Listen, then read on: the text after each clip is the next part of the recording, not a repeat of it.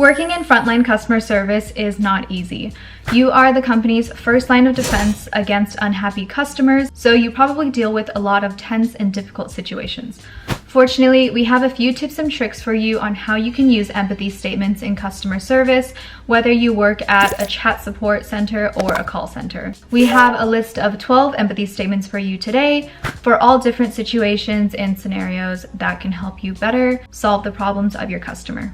So how do you show empathy in customer service? 1, you'll want to listen to what they have to say. And 2, you want to make sure that you've understood their problem. You really want to empathize with their problem and also communicate clearly. You have to also let them know that you value and care about their time. And lastly, you have to work to solve their problem. Because true empathy means that not only do you understand their issue, but you're actively working to find a solution. So the first empathy statement is, "I'm sorry you had to experience this." You should use this when a customer shares details of a bad experience, and it works because you immediately empathize with the customer's situation, and this can help you diffuse it and bring you towards a helpful resolution. Number 2 on the list is, "I understand how frustrating this must be for you." You should use this when a customer is visibly frustrated with an interaction or experience, and this works because there's many times where customers are genuinely having a terrible experience, so it's helpful to acknowledge their emotions. This statement also communicates that you're not here to invalidate their experience, but to understand where they're coming from and that you're going to help. Number 3 on the list is, "You're right, this shouldn't have happened." You should use this whenever a customer has a really poor, unexpected experience. And this works because you're admitting fault of the company or the experience and whatever it is that happened. And so sometimes when a customer has a bad experience, there isn't really a good excuse for it. Sometimes it can just be a slip up or an accident, but if you take ownership of the problem, they'll probably feel a lot better about what's going on. Number 4, "I understand that this could be confusing." You should use this when a customer is confused by the situation or uncertain about the interaction. And this works because if companies have an interaction with your company that's unclear or confusing, this can oftentimes enhance their feelings of frustration. And this statement empathizes with their response and shows that you're here to provide clarity and to help make the unclear more clear. So those are a few empathy statements for when you just meet someone, when you're just starting to interact with the customer. Here are a few more from when you're understanding the problem and actively working to resolve it. So when you're working on resolving a customer's problem, you'll usually have to deal with the balance providing a resolution with easing the tension.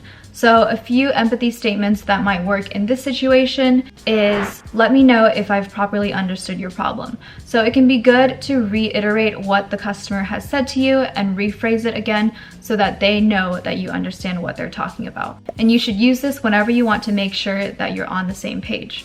And why this works is because when you're working to resolve a customer's problem, it's important to make sure that you've nailed down the specifics of the issue. This statement helps confirm that you've hit the mark while also communicating that you're proactively trying to resolve the issue. Number 6, "I understand that you're pressed for time. I'll do my best to provide a quick resolution." So this really empathizes with the customer that they're busy, they need a quick resolution, and they don't want to spend any more time resolving this issue than they have to. So this works because impatience is a normal customer response, especially if they're busy or expected better service. This empathy statement can help make things better by communicating that you're aware of their tight schedule and you're doing your best to help them. Number 7 is, "I'm looking into your problem right now." So this is great because you're telling the customer exactly what they should expect, that you're going to dive deeper into an issue and bring an answer for them. You should use this whenever a customer is distressed about poor service or poor experience. And why this works is because sometimes you just need to let the customer know what's going on, that you're on the case and you're actively working to help them figure out what's going on. Number 8, "Our team is working to resolve this problem as quickly as possible." You should use this whenever you can't directly resolve the customer's problem and you need to engage with a few other team members. If their problem is going to take a little bit more time, then you should communicate that to them, that you can't resolve this directly, you might need the support of your technical or finance team. This statement lets customers know that you're still working in the background, that you're concerned, and it subtly indicates that you might need a bit more time. Number 9, "I really appreciate your patience." You should use this when the resolution is going to take a while And this works just because you're letting customers know that you need a little bit more time. When tensions are high, it's helpful to communicate so that you don't take their time for granted. And now we've come to the section where the problem is resolved. So when the problem is resolved, it's best to make sure that they're happy with the outcome, they have no other questions, and that nothing is unclear anymore. So the first empathy statement for this section is, "Thanks for being so cooperative." You should use this whenever a customer cooperates to help you reach a quick resolution. For example, maybe they are helpful in framing their problem clearly and they're providing you with all the necessary information right off the bat. And this works because when customers have a problem, it becomes your problem too. The best way to resolve things is to work together, and this statement acknowledges the part that they played. Number 11, let me know if that works for you. You should use this at the end of a conversation just to make sure that the customer is satisfied with the outcome. This works because you're giving the customer some room to state their emotions again and how they're feeling before you wrap up this interaction. They can communicate if they're satisfied with the resolution and whether they expect you to do more. Number 12, is there anything else I can help you with? You should use this when it's time to wrap things up, and this works because we can make sure that our customers are happy, that they don't have any other concerns or other problems. So if you made it this far in the video, you might be wondering, how can I automate my empathy statements? Well, you're in luck, because with Magical, a free Google Chrome extension, you can actually input all of these empathy statements as a template and recall it with just a keyboard trigger. That way you don't have to type out the same empathy statement over and over again.